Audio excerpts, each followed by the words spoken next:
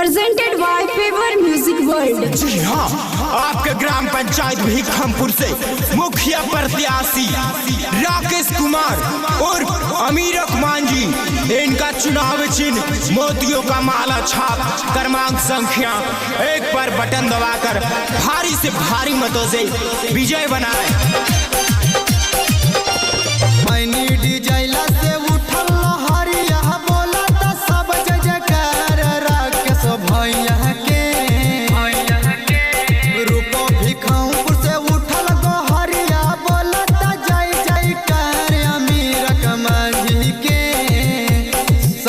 विरोधियन के धक्का धक्का कहरता करे जसबे बैमनवन के धक्का धक्का कहरता करे। पैनी डिजैला से उठल गोहरिया बोलत सब जयकार राकेश भैया के कि सभे दलालवन के धक्का धक्का कहरता करे सभे बैमनवन के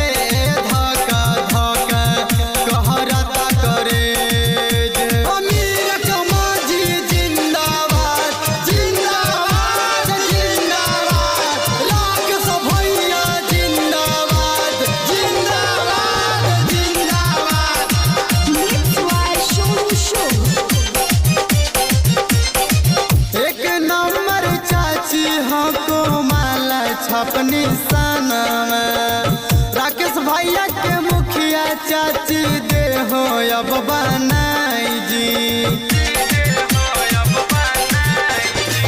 एक नंबर चाची हो को माला छपनी सन जी। अमीरक मांझी हो को नाने कई नसन जी। गली गली बनवाई तुन चाची पिलाई तुन सबके विरोधियन के धक्का धक्का कहरता करे जसबे बैमनवन के धक्का धक्का कहरता करे।